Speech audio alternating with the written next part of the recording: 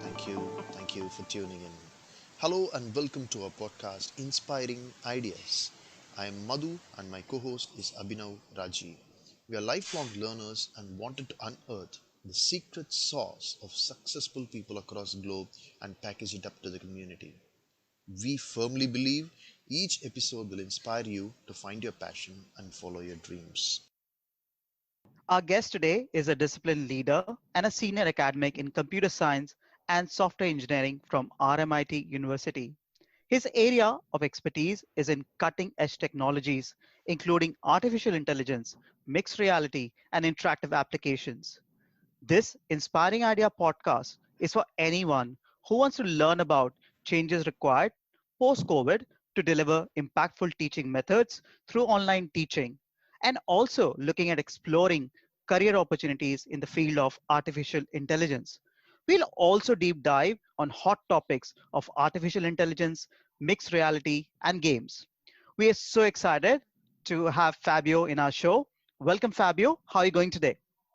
Really good. Thanks, Abby. Thanks, Malu, for having me. Fabio, you are a senior academician in the field of Mm, artificial intelligence, and I'm curious, how did you get into this space? And what were the key decisions that you made along the journey? mm. So it's really, really hard, I guess. Like for everybody, one Mhm. one is used to looking at the tip of the iceberg, not knowing that there've been many minute and very small decisions in someone's life. So I guess it's really hard to pinpoint something specifically, and in many ways, people tend to look at someone's outcome in a career as the tip of Mhm. the iceberg. But Yeah. there've been lots of very uh, small micro decisions that somehow influence the outcome. Yeah. One thing that has always been critical for me is that since I was little, and here we're really talking about being 4 or 5 years old or something like that, I've always liked being into computers. I've always been interested in computer science and graphics and AI and so on and so forth. So it's always been a career inspiration. Um, but strangely enough, at the same time as being an archaeologist. So when I was 6, I wanted to do both. Oh, Um, that's interesting. yeah. So, and maybe I'll come back to this, but my whole life has been a constant of, computer science has been my career, Mhm. but I've always loved humanities very much, and that's made me better in many ways. But yeah, that aside, I guess the critical point was my mom asked me when I was, I guess 7 or 8, would you like a bike or a computer? I went for the computer, and then the rest is kind of history. And one of my cousins studied as an electronical engineer, so I've Yeah. always seen him. He was about 10 years older, so I've Mhm. always seen him making stuff with circuits and programming, little boards. So that only amplified. And so I always, when we were used to going back to Italy and catch up with them for Christmas, Yeah. I always reminded him, you see, you have actually created a professor of computer science. It All was right. his responsibility in a way.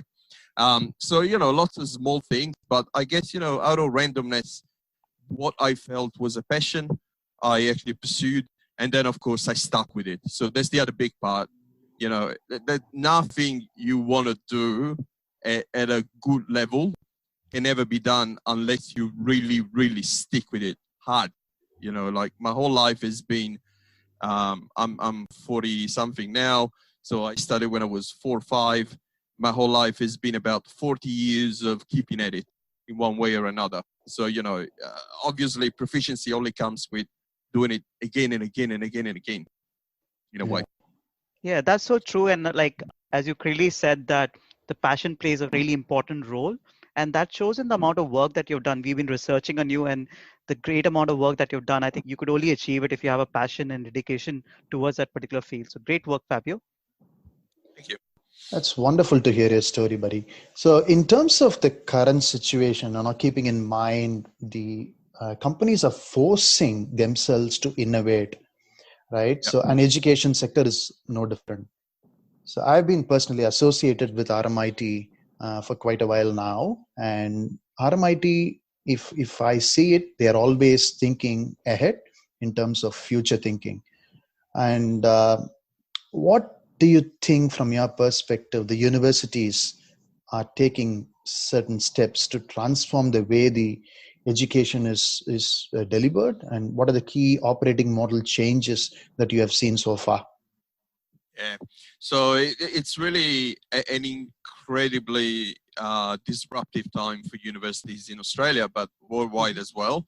Mm. But of course, in Australia, our funding model is also something that I not necessarily fully agree with, is largely based on the fact that we have a large influx of international students. So of course, international students haven't been able to come in usual numbers. So that has actually caused pressure for Australian universities. What is going to cause in terms of our teaching model, I think, is it's going to disrupt it more and make it probably more of a blended mode. Of course, we'll go back to campus eventually. There's no doubts about that. But the important thing is that out of this whole crisis, the universities that will survive will be the ones that will be able to really deliver the much hyped and never quite fully realized sort of blended mode of some campus, some online, but done really well. And most people don't do it well. It's because it's exceptionally hard to do it well. I don't want to sound like, a smart ass here. It's very difficult. So that's the reason why not many people do it, because it's hard to do well. But also, I guess, in terms of how the experience is going to work on campus, we'll witness changes as well. And I can't really go into too many details because this is really sort of a trick shot for 2021. But in 2021, RMIT Computer Science is actually changing completely the way our first year is going to work across our major degrees: computer science, software engineering, and games programming. All combining into a first year where there's going to be a much bigger emphasis on working in a more holistic fashion without having scattered crosses all along the place, looking at how we can bring the synergies of different units together in a more hands-on experience. So, our open day is going to be full of, talks about that. But there's an idea, as far as we are concerned anyway, that will change how things are going to work on campus when we go back on campus, but also our online offerings will change and somehow we'll start blending with our own campus offerings too. So we need to change. Can't wait for that, mate. Can't wait for that, because that's going to be a very interesting aspect for anyone who's listening who want to pursue something from the RMIT University. Yeah. We will, drop in our online open day, I think 7th and 8th of August. Yep. Awesome. Fabio, I also know that you take a lot of lectures, and I recently saw a great presentation by you and how you have transformed your teaching methods for online learning. Like, I'm sure this would be a bit of a challenge for you. Can you share your experiences and what you've done? Yeah, so this has been really, I suppose, the challenge of the year for not just university lecturers, but you get a feel for all the teachers in primary and secondary schools, of course, with different grades and shades of complexities. But yeah, for us, I can say, that our biggest drama was that this happened right bang into semester. So, we were on campus. We had been teaching on campus for 3 weeks, and then the lockdown hit us. And the university told us, rightly so, before even the government said so, start to work from home and we'll move our teaching online. Because we got to be safe, and that was a very good decision early on. So we had to change everything, pretty much at point blank.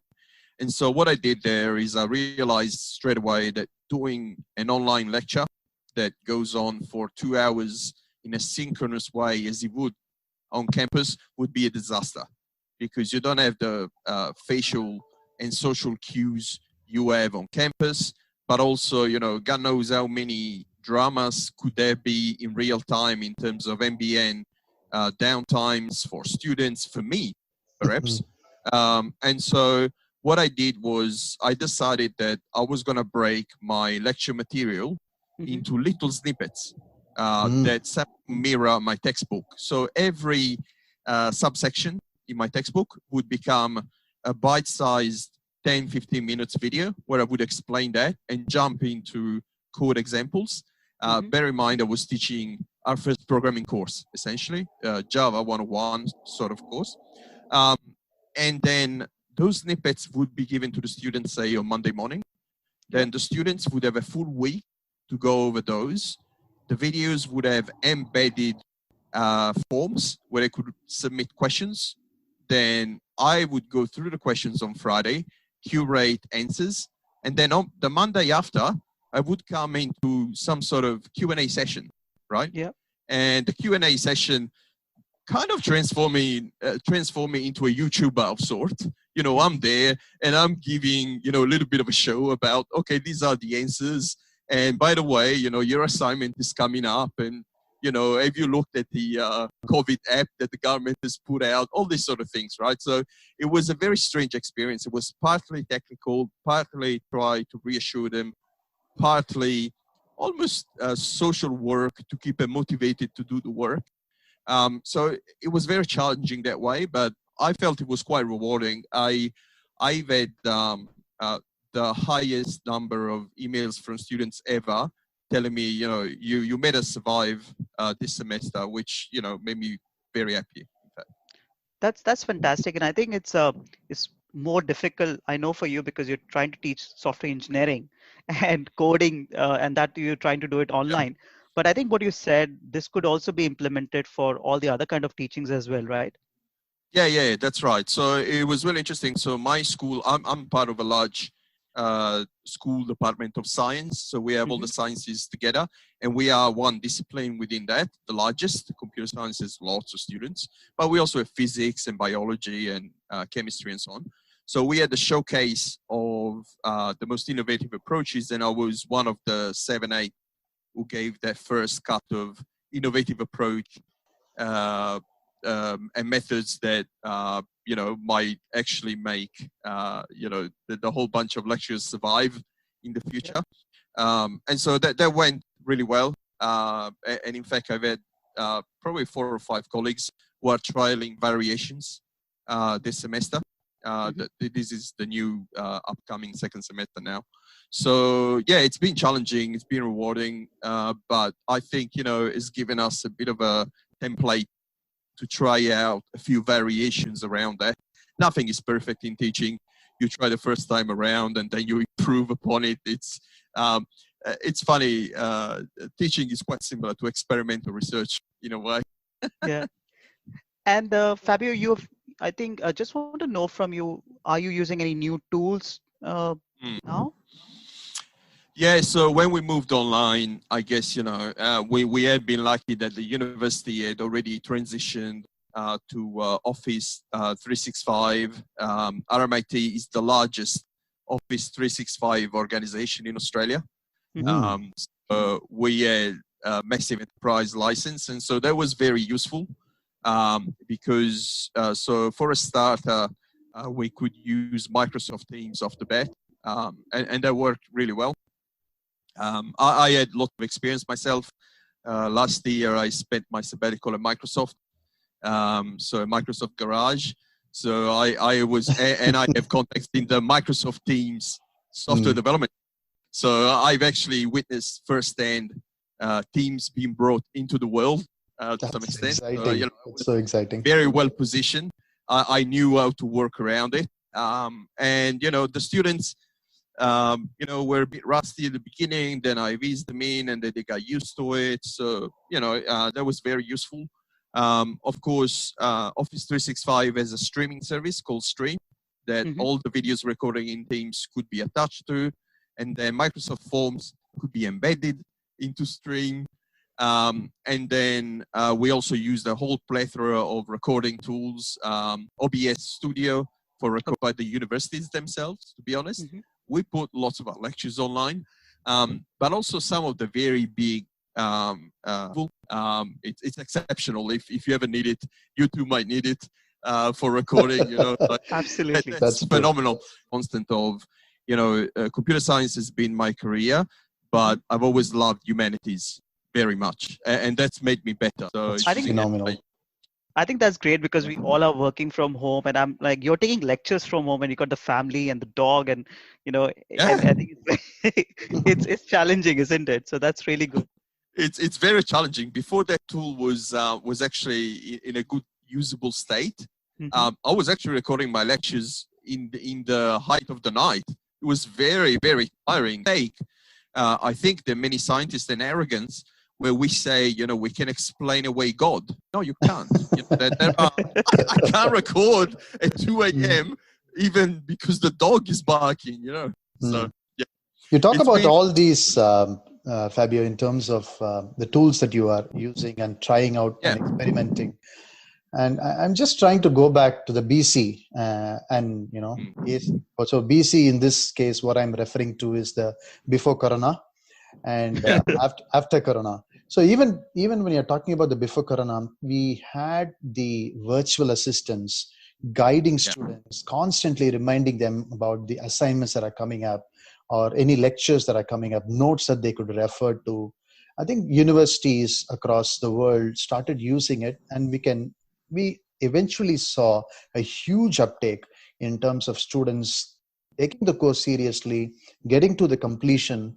And is that trend also the same after Corona? And are there any specific cases where you could think of the virtual assistants are now becoming even more smart? Was the mere virtue of a vision system. Yeah.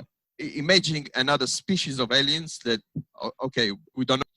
Yeah, look, well, when it comes to that, I'm really biased. So my PhD was on embodied conversational agents. So I'm not going to tell There you you go. that I'm dead, right? Mm. So, but we've come a very, very long way since then. You know, so my PhD was on that, and I had and I built this 3D persona. It was a 3D face that could chat to you, and would interface to Amazon.com. So this was in the early 2000s, so about 20 years ago. Sorry, really? Can you come again? Yeah, yeah, 2000?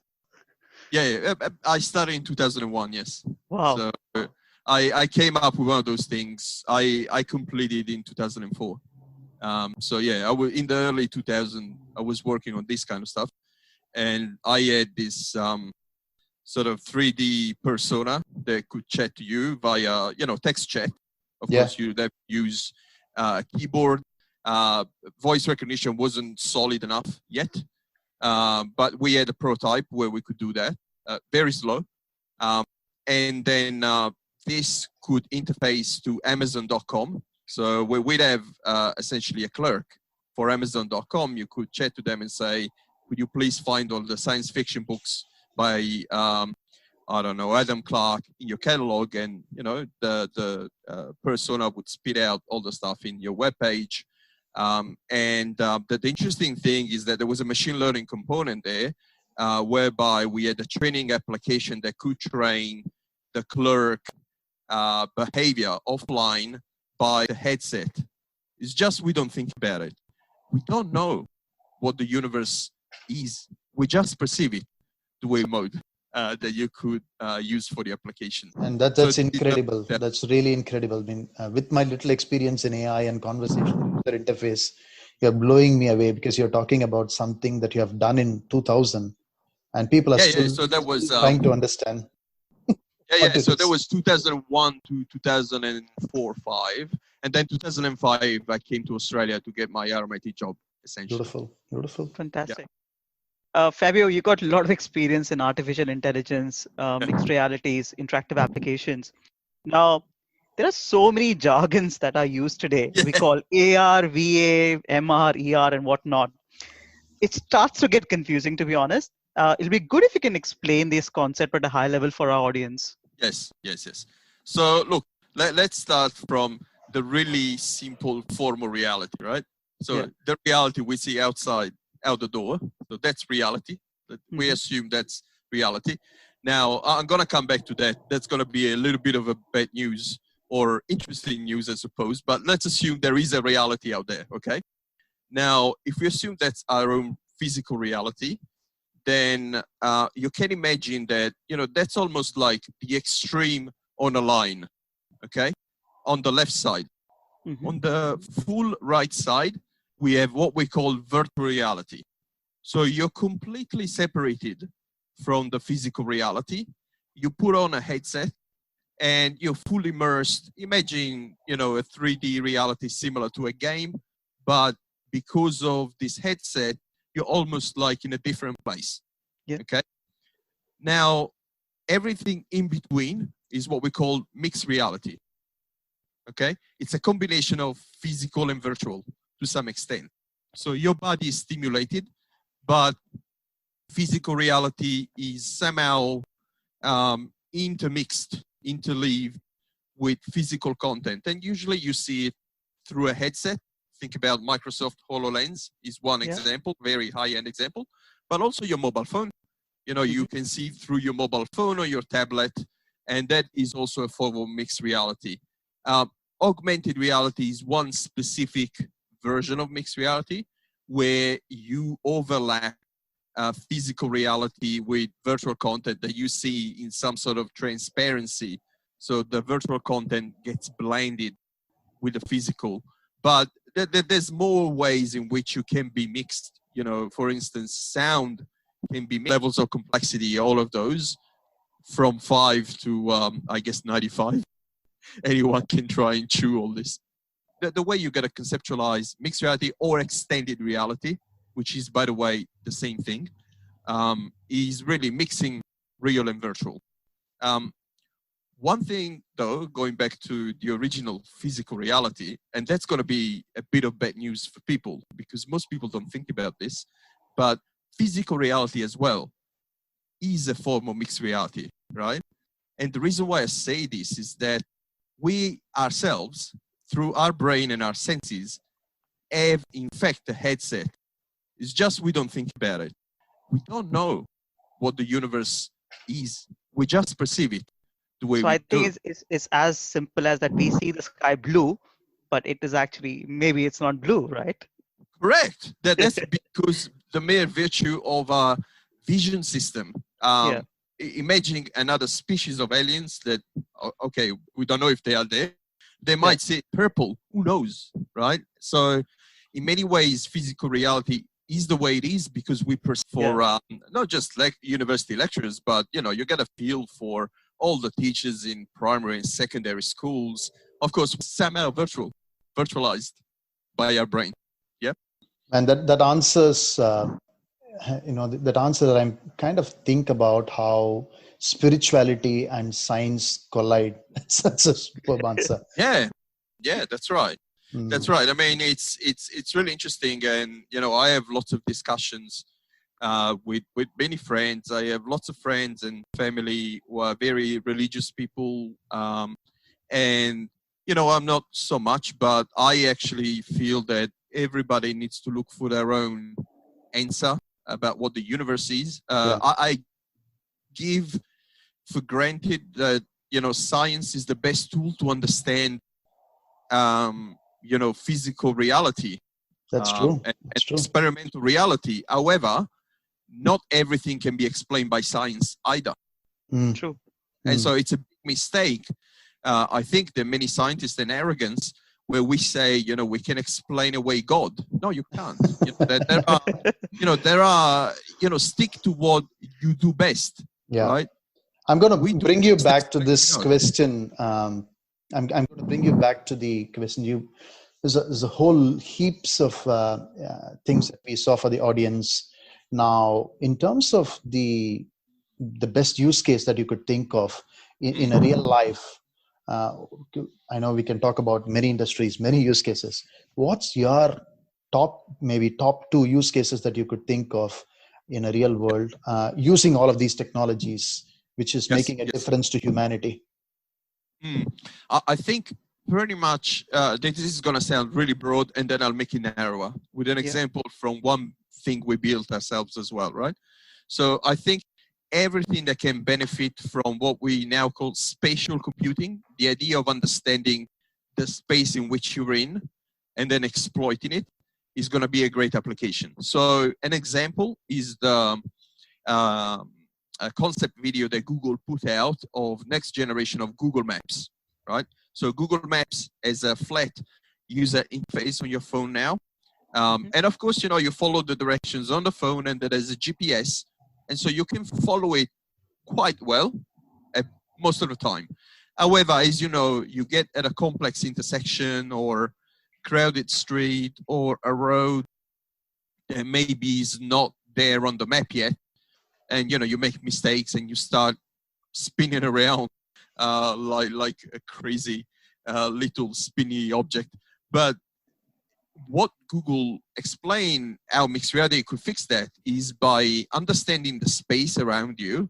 What they could do is they could superimpose, imagine even something simple as an arrow that guides you into doing the turns left and right and the direction. So imagine that you are in your car in the ideal situation. Your car itself is an arrow pointing you in the right direction on the mirror, saying, you know, now turn left, turn right. And of course, there would be a vocal assistant as well saying turn left, turn right. But then you have the visuals literally having an arrow on the road telling you go this way. So that way you can't be wrong. You know, it's exceptional. If you ever need it, you too might need it for recording. You know, like, Absolutely. that's phenomenal.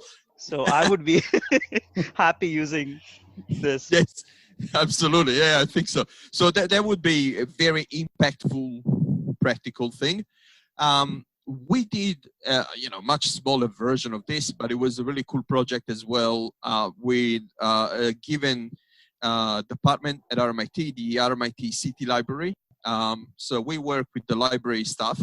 And so what we did is we realized we implemented an app on Microsoft HoloLens that could actually give like induction tour of the library facilities. So you put the HoloLens on, and what happens is you start at a central location, and then basically you have almost like a waypointing system on the ground that you see in the airports, right? The glowing lights systems.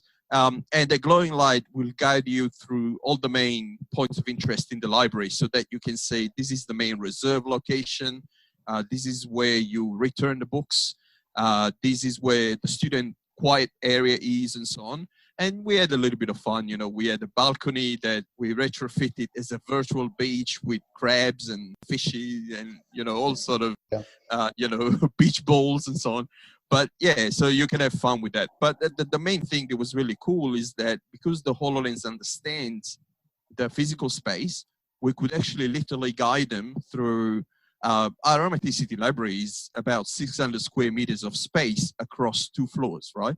So, you know, that was quite an interesting project at the high end of what spatial computing can do right now. That's really cool. That's really cool. Fabio, I think coming to the other topic is that we all love playing games. And I remember one of my favorite game when I was a kid was Mario. And I just want to check with you, like how you've seen the evolution of games due to the advancement in artificial intelligence. Yeah, so it is really, really funny. So games and artificial intelligence have sort of converged really quickly, almost overnight. You know, a few years ago, when Google had this notion of creating, acquiring a startup called DeepMind, which then became Google DeepMind. And DeepMind is a very interesting company whose CEO had worked in the UK games industry. And, you know, the CEO decided to actually use AI rather than try to change games using AI, to use games to prove the power of AI. So the reverse, right? Using games to try and advance the state of the art of what AI can do. And so they came up with this notion that they would actually try and improve learning in AI, in machine learning, you know, running their algorithms on a battery of tests of retro-style Atari games. You know, all these glorious games of the old days. And then, of course, other people have been using also Super Mario and a few other things like that. Now, this is really important to understand. Even something as old as that and apparently simple as that is a fundamental challenge for a computer to master, right? So for a computer to master that, they gotta conceptualize what's going on. How do you improve the score to play that? How do you navigate through a level? How do you recover from failure? So you want the computer to try and learn playing that game. That might be wrong time and time again. How do you recover from that failure and avoid making big mistakes again? So what's happened over the space of about probably 10 years now, almost, is we've seen lots of AI researchers making breakthroughs in AI by using games, which is really ironic. Of course, ironic because, you know, games used to be looked almost downwards, saying, oh, what are you doing? You're wasting time on games. And there's still a bit of an element of that. But things are improving. But yeah, of course, it all culminated in the big result you would have seen by Google as well of AI beating the world champion at Go. So Go was considered a board game that we'll never master, or will master in probably 20 years time. And so in the space of 3-4 years, it was fully mastered and almost made playing Go irrelevant. It's kind of incredible result. Beautiful. Beautiful. And for our audience, right, so we talked mostly about all of the cutting edge technologies. Now, there are people who have already immersed themselves into some of this and they're constantly improving themselves. And there are also people who are new. So how do you advise them and take them to a journey where they can make successful in terms of their career, and maybe some of their side projects also is something that they can pursue? Yeah, absolutely. I think this is a typical question that, again, we answer at Open Day, comes up all the time.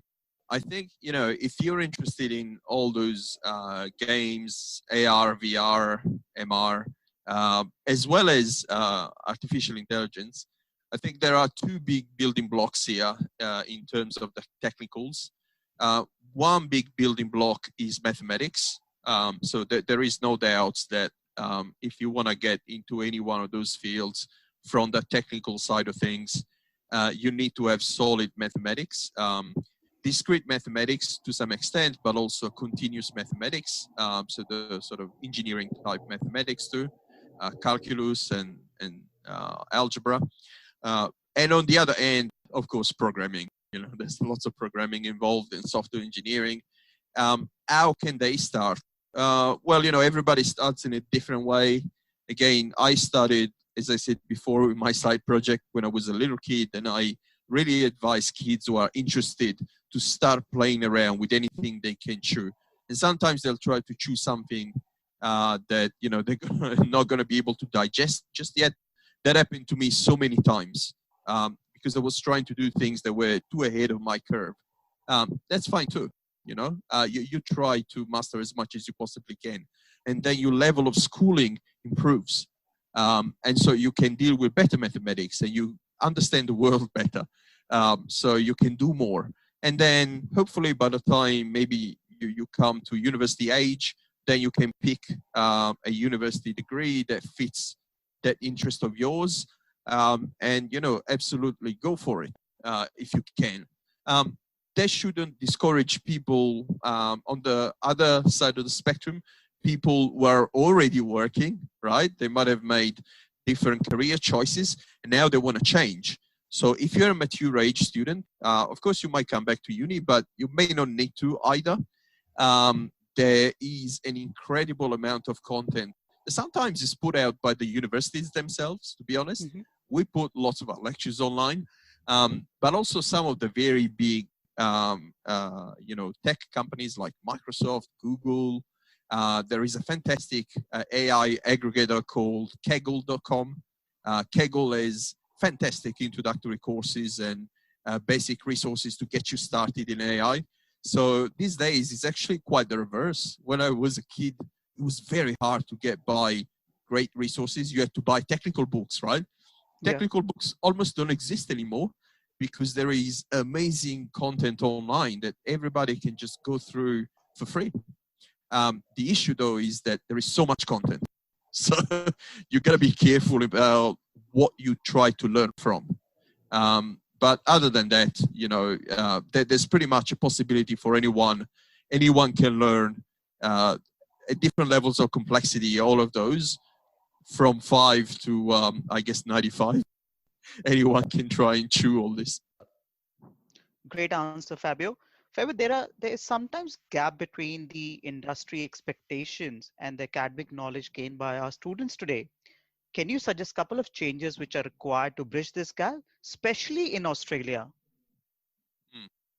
Okay, so I think there's the couple of changes I believe need to happen. Mm. One from the point of view of the university and one from the point of view of industry. Um, Yeah, okay. so my personal opinion is that in many ways, a university should not necessarily be the place where an individual is perfectly trained for a job. If they are, then what that means is that we are actually only training people to do a very specific job, which is not good for the company, by the way, because that means the person is not flexible, is not adaptive, is not well-rounded. And also, the other important point is a university is not, and I've seen this, and I'm not super happy about this, by the way, but a university is not just a place where you go to try and get ahead in society. Yeah, of course you want to get a good job, but you go there to make good contacts, to enrich yourself as a human being. Okay. So I think, we need to keep societal and industry expectations in check, in that we will never be able, and we shouldn't ever be able, to produce a perfect graduate. Having said that, we have a responsibility too to get on with the times. So that doesn't mean we should be our sort of ivory tower and just let it go and pull the plug and not care about what industry does. It's really important that we do, but what I'm trying to say is there needs to be a fine balance in how broad an education is versus how narrow. And the way that I usually summarize that, there is this very funny phrasal sentence in English, right? Jack of all trades and master of none. Yeah. Yep. Yeah. Yeah. To make someone who can dip their hands into anything, but they're not very specific in anything really. So the way that I usually change that and I teach my students is to be a master of all trades and a jack of all trades and master of some, right? Okay. So you Yeah. need to be able to dip your hands in many things, but then there are one or two where you're really sharp. Yeah. And so that's how you're going to stand out. But by the same token, you need to be broad enough to be able to have a conversation with people, have people skills. And then, you're a computer scientist, right? Then you have a general understanding of computer science, and maybe you specialize in AI, say. But you also understand at a high level what are the main problems in security. It'd be really funny if you couldn't understand that. Yeah. Very true. Very true. So if we just create a massive expert in AI or a massive expert in security who has no other people's skills or understanding of computer science, that's a disservice to society. Very I true. think that's a really interesting answer because I'm first time hearing somebody from the education industry not talking about making people job ready, because that's a term being used. And as you correctly said, is that just getting somebody ready for job could be actually narrowing the horizon for that particular individual. So that's I think so. To moderate that, yeah. that's one of the big slogans that RMIT uses, by the way. Oh, is But it? I'm not saying that we shouldn't have them ready for a job, but ready for a job doesn't mean ready to do everything on the job, Hmm. right? Job ready in my definition means I am ready to get on the job journey. I have lots of skills that are useful for me to learn my whole life. Yeah. right? That doesn't mean that I go there as a junior software engineer and the senior doesn't have to tell me anything. That's crazy to expect that, you That's true. know? You got to have a mix of both. That's fantastic, man. Yeah, Then that's what we want, right? yeah. And what's your audacious dream in the education sector? You know, we have talked about all of these technologies. We talked about the Yeah. way we are going to completely transform with post-COVID, and the businesses are going to operate in a different way. Uh, what is your audacious dream of universities in, let's say, 2030? My biggest dream, well, when you told me you were going to ask me this question, I had no hesitation. And I know what that is. And what I would really dream is that every university in the world could actually deliver education for free for anyone on the planet. I would really love that. That's my dream. I think if we were able to do that, irrespective of anyone's nationality or anyone's social status, the world would be just better for it, to be honest. I think it's Um, fantastic because you talk about so much disparity in different countries and the yeah, way that they are actually investing in cutting edge technologies, with China and yes, US leading the way. But what about other countries, like even South American yeah, countries, or even other countries which don't have even classrooms today? So I correct. quite love the answer when you talk about free education for all and free education in a technology that the world actually needs in 2030. Beautiful Yeah, answer. Fantastic. that, that's my hope. That's my hope. Awesome. Fabio, concluding thoughts. What would you need from the community and how can people reach out to you? Oh, look, as far as I'm concerned, I'm not necessarily wanting anything from anyone these days. I think I find myself to have been fortunate enough to be in the job that I love. So these days, I'm actually trying to give something back more than anything else. If I can, of course, unfortunately, I'm a really busy person, with this new role as a deputy head of computer science. There's lots to be done every day, so many meetings. But look, if people Google me, they will find my contacts. I'm always happy to talk about these sort of things. I'm always happy to give talks. I do it routinely, actually, throughout companies and universities and sometimes schools. I've even given talks at Rotary clubs at times, talking about AI, virtual reality, or maybe just the world of education these days. So if people want to get in touch with me, usually email is one possibility. You'll probably be drowned by my hundreds and thousands of emails every week. But I have a pretty comprehensive LinkedIn profile. So if people just Google me, they will find me there, and I'm relatively active on LinkedIn. So that's the best way to get in touch with me to discuss anything. All right. Thank you, guys.